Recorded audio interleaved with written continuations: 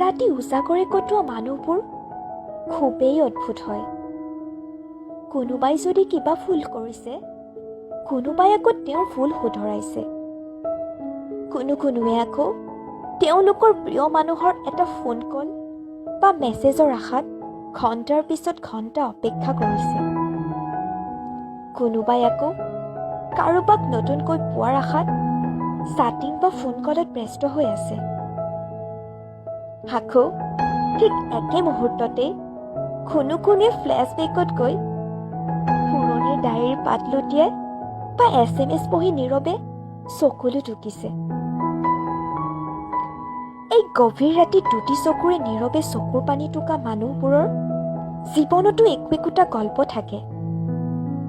এই গল্পৰ তেওঁলোক একোজন অভিনেতা বা অভিনেত্ৰী হলেও তেওঁলোকৰ সেই সুখ ভৰা দুখ ভৰা গল্প শুনাৰ সময় যেন মানুহৰ হাতত একেবাৰেই নাই।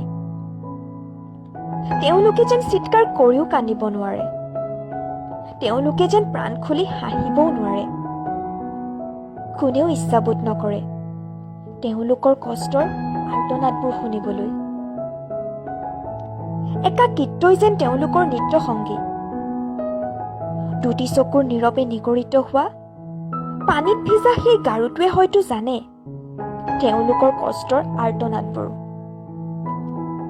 এই কষ্টবোৰে যেন তেওঁলোকৰ বুকুত খুন্দিয়াই ৰাতিৰ আন্ধাৰৰ লগত মিলিত হৈ যায়। এইভাৱেই হয়তো পাৰ হয় তেওঁলোকৰ এটি নিশা, যেন একোটা ব্যৰ্থতাৰ নিশা।